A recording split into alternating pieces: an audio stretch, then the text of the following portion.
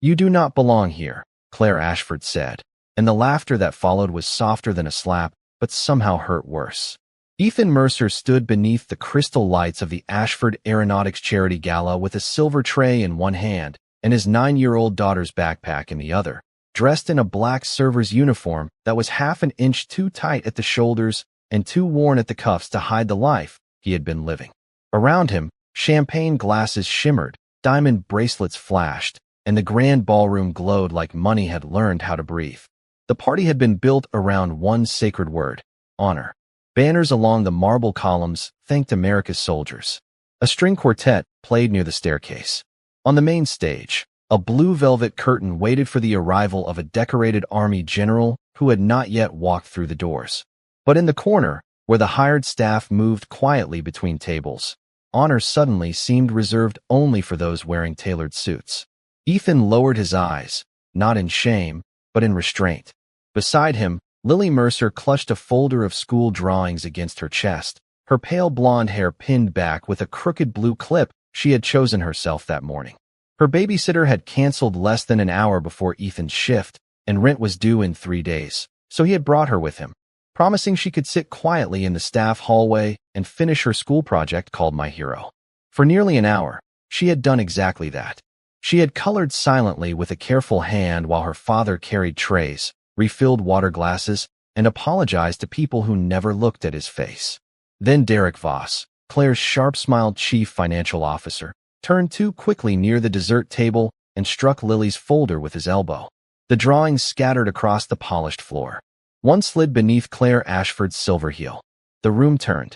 Ethan set down the tray and knelt at once. "It is all right, sweetheart," he said softly. "We will pick them up." Lily's cheeks burned. "I am sorry, Daddy." "No," Ethan whispered, gathering the papers with steady fingers. "You did nothing wrong." Claire looked down at them as if poverty itself had spilled at her feet.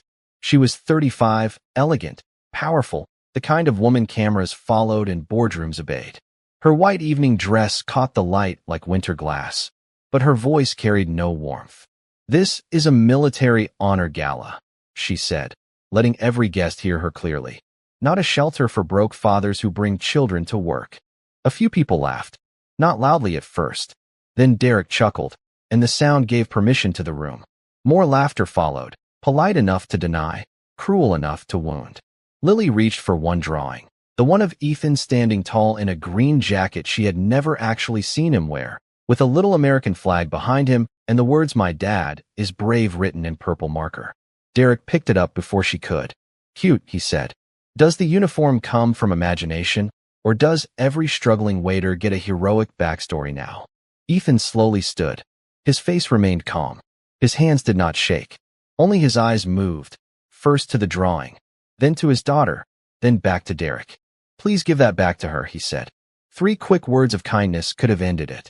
One small act of respect could have saved the room from what was coming. But pride is a loud thing, and that night, everyone mistook Ethan's quiet for weakness. Before we continue, where are you watching from? Drop your city or country in the comments below. And if you believe in dignity and second chances, hit like and subscribe. These stories spark change, and we are glad you are here. Now, back to Ethan Mercer, the single dad they mocked at a party built to honor soldiers, unaware that before the night was over, an army general would walk through those doors, ignore the billionaire chief executive officer, stop in front of the man holding a child's broken drawing, and salute him. Derek held the drawing just high enough that Lily had to look up at it. And for one quiet second, Ethan saw his daughter's courage fold inward like paper in rain. "Please," Lily whispered, "that is mine." Derek gave a thin smile. "Of course it is, sweetheart. I am only trying to understand the costume." A few guests laughed again, but not everyone. Near the back of the ballroom, one older woman lowered her champagne glass. A young server stopped beside the kitchen doors, her face tight with pity. Ethan did not reach for Derek. He did not raise his voice. He simply stepped closer, slow and measured, until the space between them felt smaller than the room wanted it to be. "Give it back," Ethan said. "Now." Claire lifted one hand, polished and calm, as if she were stopping a business meeting from becoming inconvenient. "Mr. Mercer, you are here to serve guests, not intimidate them." Ethan turned to her. I am here to finish my shift. My daughter is here because I had no other choice tonight. Everyone has a story, Claire replied. Some people simply learn not to bring theirs into rooms where they do not belong.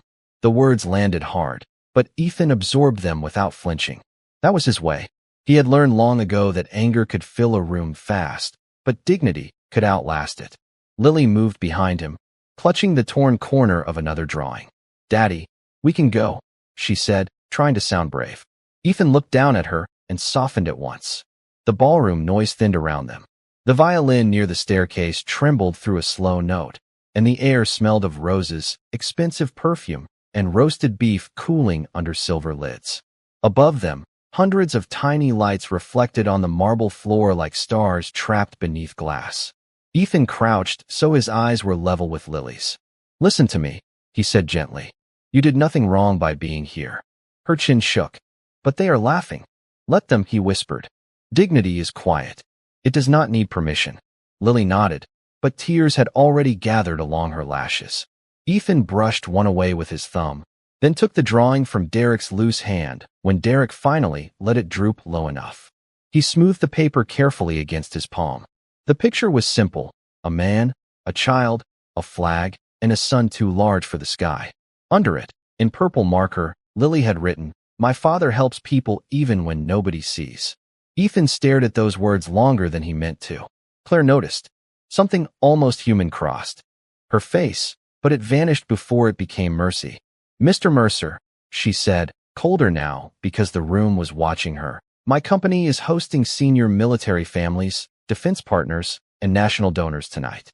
I cannot have staff members turning this event into a personal hardship display. Ethan stood again. Then I will keep working. No, Claire said. You will take your daughter to the service hallway until we decide whether you remain employed. The young server by the kitchen doors looked away, ashamed for everyone. Derek leaned toward Ethan and muttered, just loud enough to cut. You should be grateful she is not having security walk you out in front of the donors. Ethan's hand tightened around the drawing, not enough to wrinkle it, only enough to remind himself what mattered. Lily slipped her small fingers into his.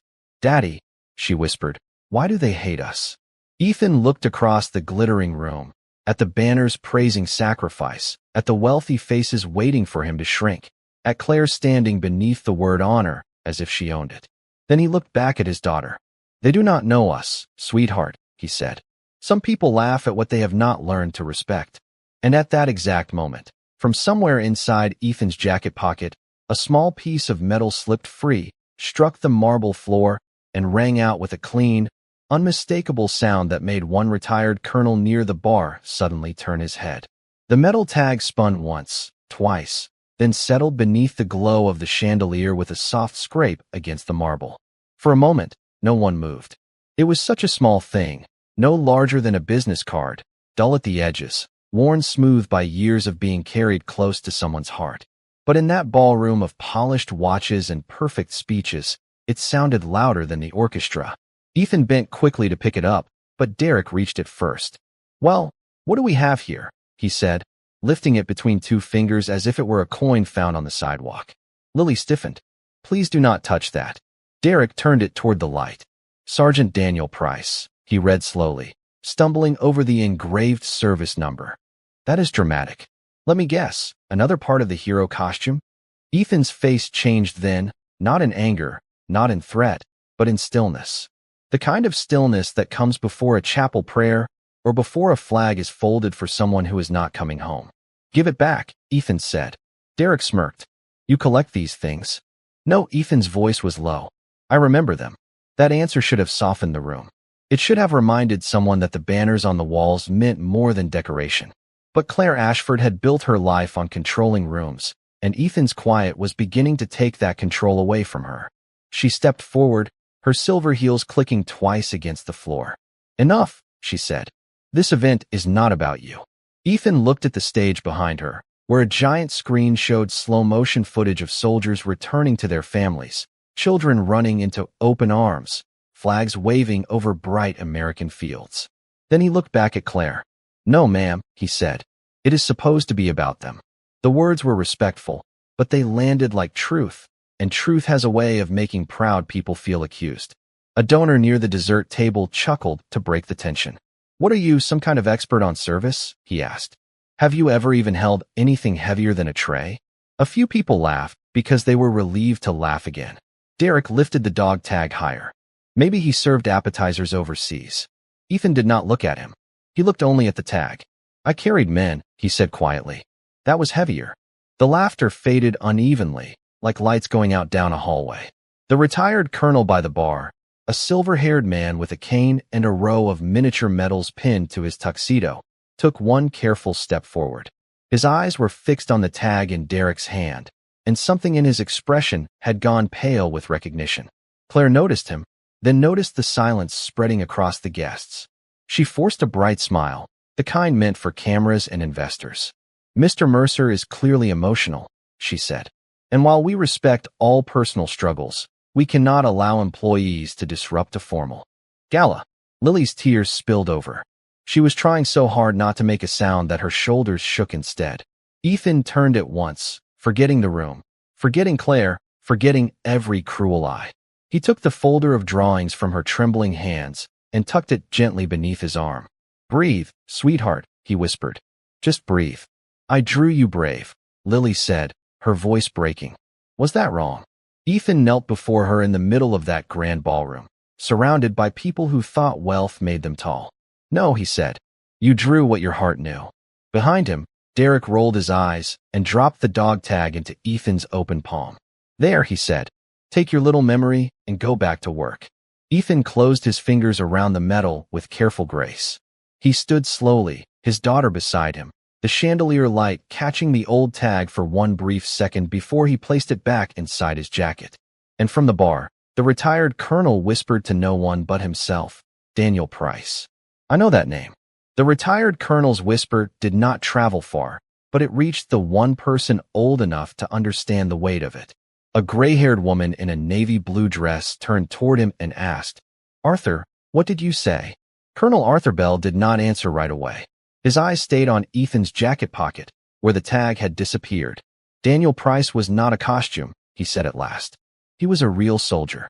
The woman's face softened, but before she could ask anything more, Claire clapped her hands once, sharp and polished, pulling the room back toward her.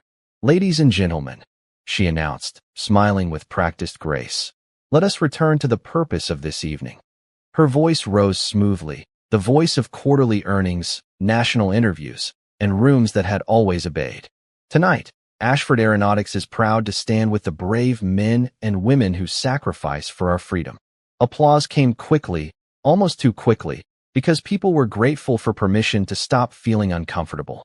Ethan guided Lily toward the edge of the ballroom, close to the service hallway, where the light was dimmer and the music sounded.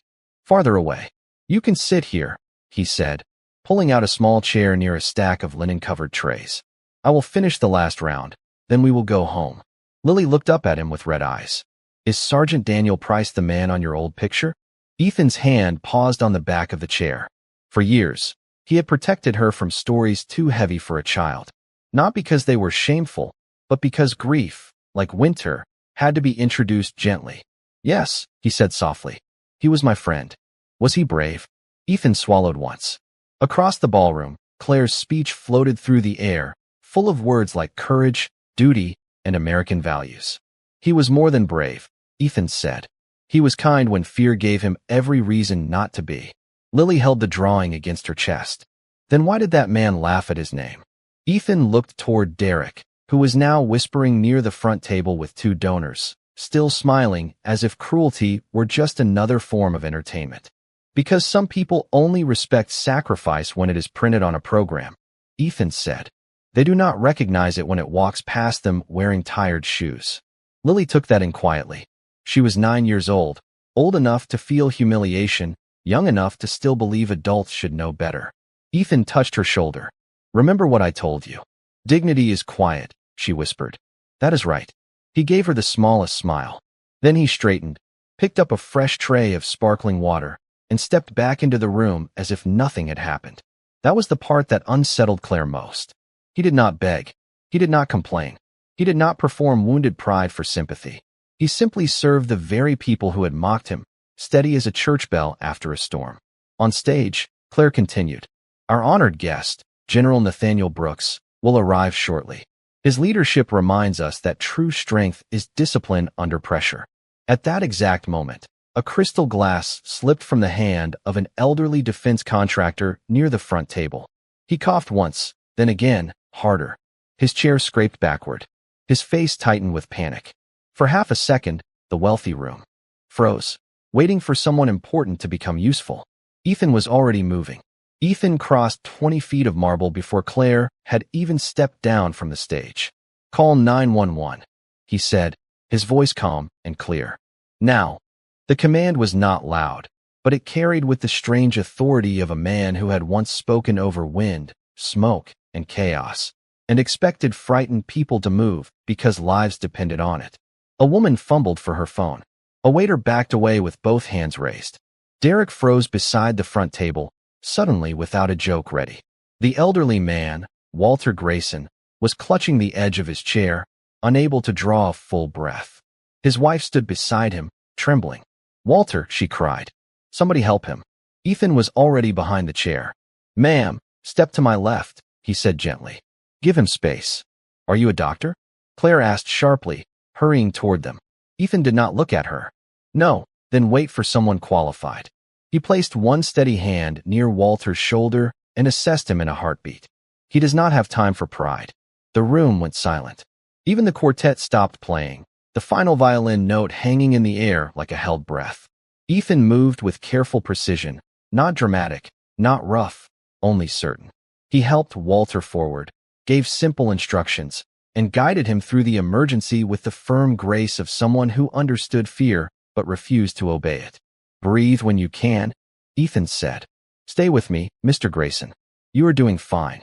Walter's face strained. His wife covered her mouth. Lily stood near the service hallway, gripping her folder so tightly the paper bent under her fingers. She had seen her father fix broken sinks, jumpstart dead cars, and carry groceries for neighbors who never paid him back. She had never seen the room obey him. Clear the chairs, Ethan said. You, loosen his collar. You, bring water, but do not give it yet. You, watch the front entrance for paramedics. People moved. Millionaires, executives, donors, and guests in evening gowns moved because the man they had mocked told them what to do, and there was something in his stillness that made disobedience feel foolish. Then Walter coughed hard, drew in a ragged breath, and the room exhaled with him. His wife began to cry, not loudly, but with relief so pure it changed the temperature of the ballroom. Ethan eased Walter back into the chair and checked his breathing again. Stay upright, he said. Help is coming. Slow breaths. Walter gripped Ethan's wrist with surprising strength. Thank you, he whispered. Ethan nodded. You are safe. Applause started somewhere near the bar, uncertain at first, then growing. But Ethan did not turn toward it. Praise, like insult, seemed to pass around him without finding a place to land. He simply stepped back, reached for a clean napkin, and wiped a drop of water from the tablecloth as though he were still only staff. Claire watched him with her lips parted, the speech she had prepared about discipline and courage suddenly useless in her throat. Derek leaned close to her and muttered, This is becoming a problem.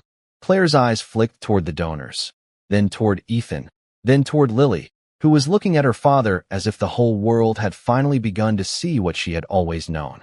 For one brief moment, Claire could have apologized. She could have saved herself with grace. Instead, she chose control. Mr. Mercer, she said, her voice smooth but tight. Thank you for your assistance. Security will take it from here. Ethan looked at Walter, then at the paramedics entering through the side doors, then back to Claire. Of course. Lily ran to him as he returned to the service hallway. Daddy, you helped him. Ethan placed a hand on her shoulder. That is what people are supposed to do. Behind them, Derek whispered again, more urgently this time. Get him out before General Brooks arrives. And Claire, still standing under banners that praised honor, gave the smallest nod. Two security men approached from the side of the ballroom, not rushing, not making a scene, just moving with the quiet confidence of people paid to remove problems before important guests noticed them. Ethan saw them coming and understood before they reached him. Men like Derek did not need to shout when power could whisper for them.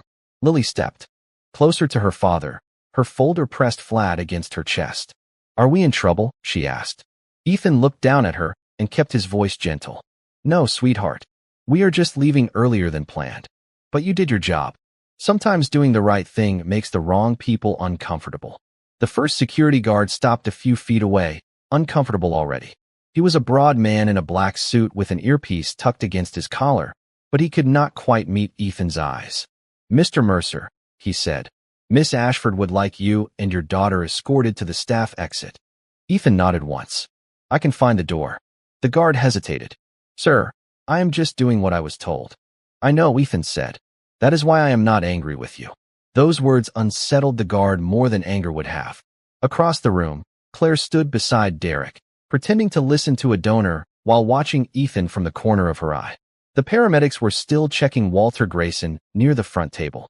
His wife kept looking back toward Ethan, wanting to say more, but the machinery of the gala had already begun turning again, swallowing gratitude beneath schedule and image. Derek leaned toward Claire. You handled it, he murmured. The last thing we need is General Brooks arriving to find some server being treated like the guest of honor. Claire did not answer. Her eyes followed Ethan as he helped Lily slide one arm into her little denim jacket. Something about the way he moved bothered her. No panic. No pleading. No attempt to defend himself in front of people who had already decided what he was worth. He should have looked smaller by now.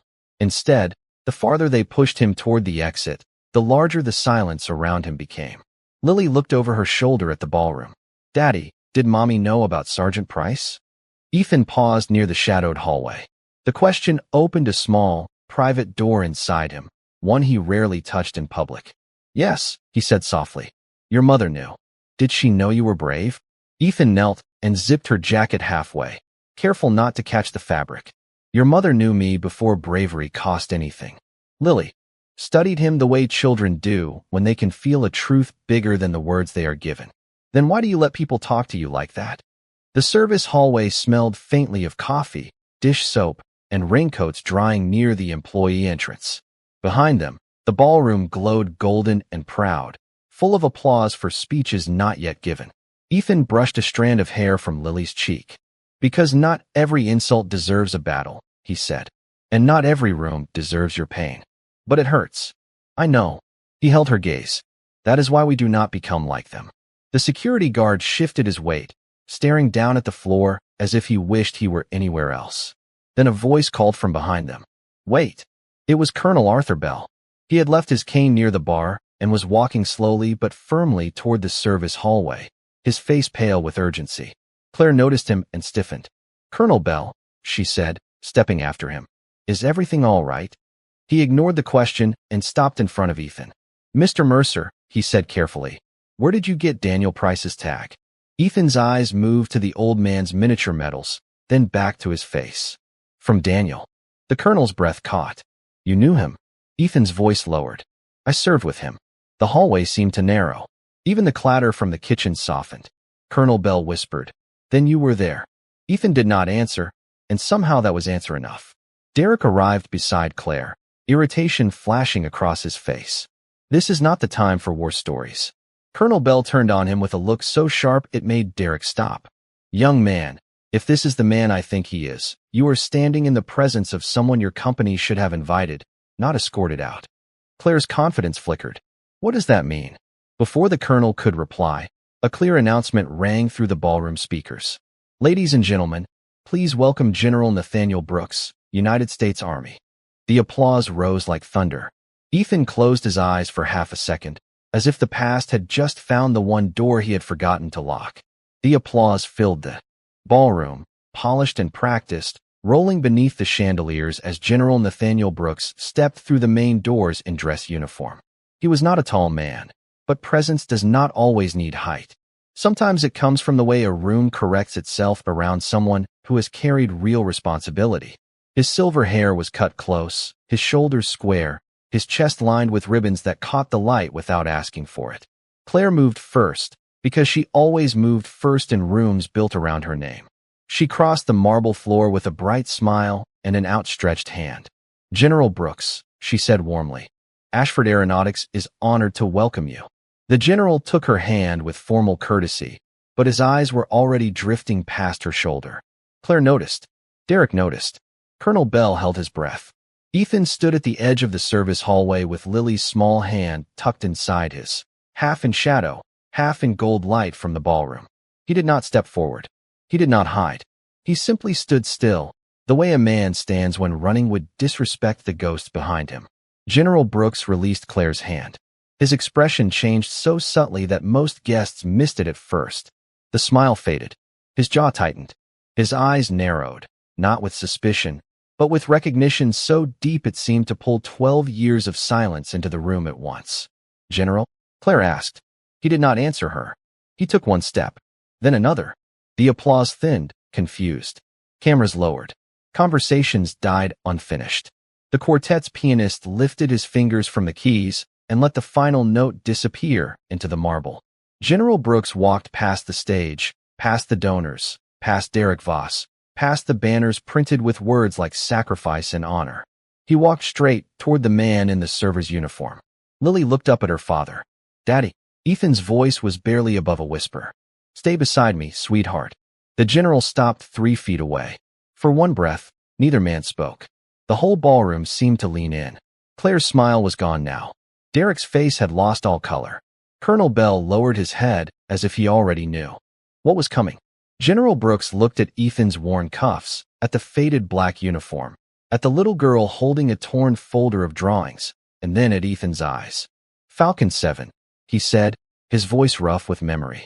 A soft gasp moved through the guests. Ethan closed his eyes for the shortest moment. When he opened them, the server was still there, the father was still there, but behind both stood someone older, quieter, forged by duty and loss. "General Brooks," Ethan said. "It has been a long time." The general straightened. His heels came together with a clean, formal sound. Then, before Claire Ashford, before every millionaire in that room, before the child who had asked if her drawing was wrong, General Nathaniel Brooks raised his right hand and saluted Ethan Mercer. No one breathed. No glass chimed. No dress rustled. The general held the salute with absolute respect. "Sir," he said, and his voice carried to every corner of the ballroom, "I owe my life to you." Ethan did not move at first. His hand remained at his side, fingers curved slightly around Lily's. The moment was too heavy for pride, too sacred for performance. Then slowly, with the grace of a man who had spent years trying not to be remembered, Ethan returned the salute. Lily stared at him, her lips parted, her purple drawing folder pressed against her heart. Claire took one step back, as if the word honor above the stage had suddenly turned and looked directly at her. Derek opened his mouth, but no sound came out. The crowd that had laughed at a broke father now stood frozen around him, learning all at once that respect had entered the room wearing tired shoes. The salute lasted only a few seconds, but it changed the room more completely than any speech Claire Ashford had ever given. When General Brooks lowered his hand, he did not turn back toward the stage. He stayed facing Ethan, his eyes bright with a grief that had never fully left him. "I looked for you," the general said. "After the hearings, after the transfer, after your wife passed. You disappeared." Ethan's jaw tightened at the mention of her, but his voice remained calm. "I had a daughter to raise." Lily looked up at him, startled by the softness in his answer. General Brooks glanced down at her, and the strength in his face gentled at once. "You must be Lily." She nodded, suddenly shy. "Yes, sir. Your father carried my letters home in his jacket for 3 days because I could not carry them myself," he said. "He made sure my family received every word." The ballroom was silent now, not the uncomfortable silence from before, but a deeper one, the kind that makes people afraid to shift their feet because truth is standing too close. Claire swallowed. "General Brooks," she said carefully, "may I ask what this is about?" The general turned then, and for the first time that night, Claire was not the most powerful person in her own room. "This man," he said, pointing gently toward Ethan, "is Captain Ethan Mercer, formerly of the United States Army. His call sign was Falcon 7. 12 years ago, in Kandahar, he led a recovery team into conditions most people would have called impossible. 14 Americans came home because he refused to leave them behind." A sound moved through the guests, half gasp, half shame. Derek stared at Ethan's server uniform as if it had become a uniform of another kind. Claire's face went still. "Captain," she whispered. Ethan looked away, not from embarrassment, but from memory. I left that life behind. No, General Brooks said. You carried it quietly. He reached into his inner jacket pocket and withdrew a folded photograph, worn at the creases. He opened it with both hands. In the picture, younger men stood shoulder to shoulder beneath a pale desert sky. Ethan was there, younger, leaner, wearing the same quiet eyes. Beside him stood Sergeant Daniel Price, smiling as if tomorrow were promised. Colonel Bell stepped closer, his voice breaking. That is him. Lily stared at the photograph. That is Sergeant Price? Ethan nodded. He was my friend. General Brooks looked at the crowd. Sergeant Price gave his life protecting civilians during the same mission. Captain Mercer refused public recognition afterward because he said no medal should shine brighter than the names of the men who did not come home. The dog tag inside Ethan's jacket seemed heavier than metal now. Lily reached for her father's hand. Daddy, why did you never tell me? Ethan knelt in front of her, right there on the marble floor where her drawings had been laughed at.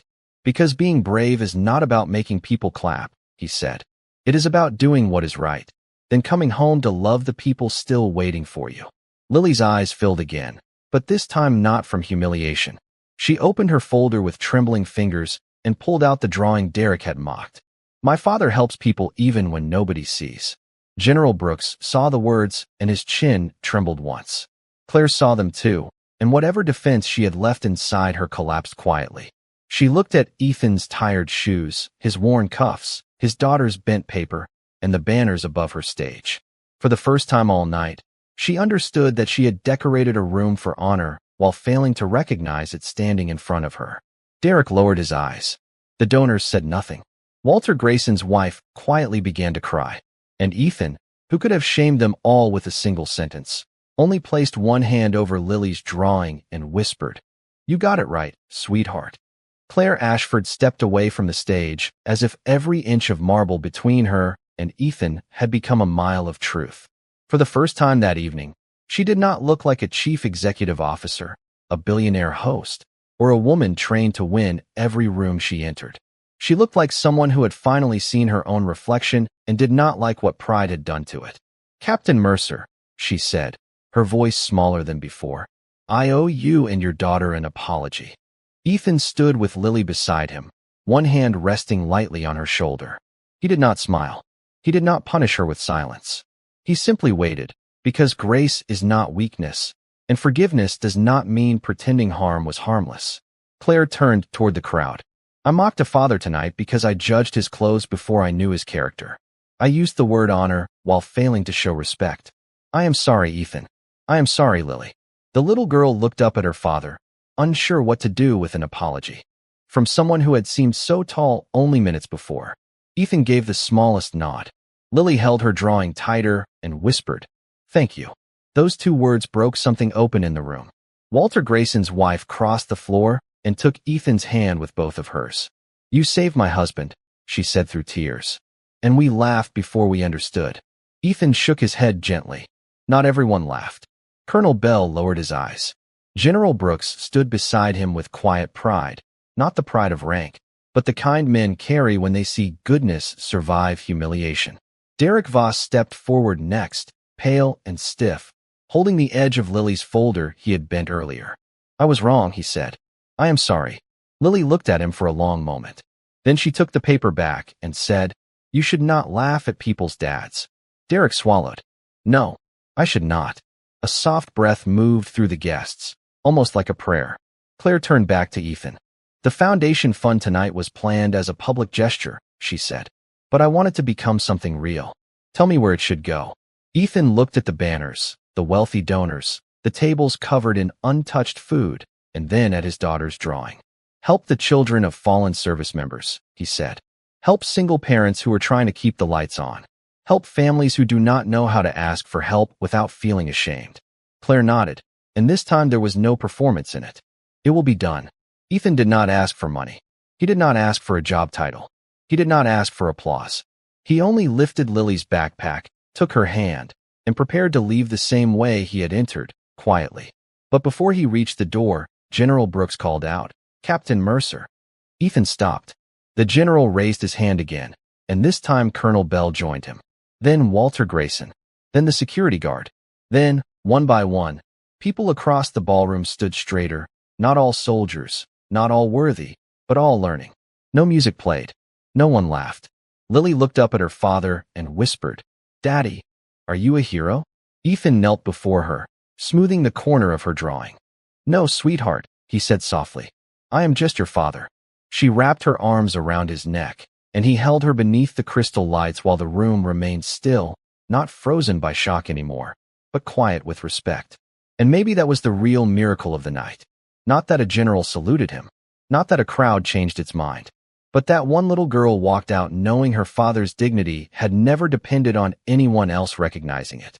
If this story touched your heart, share in the comments what you would have said to Ethan or Lily in that ballroom. And if you believe quiet dignity still matters in this world, let this story stay with you a little longer. Thank you for watching until the end of the video.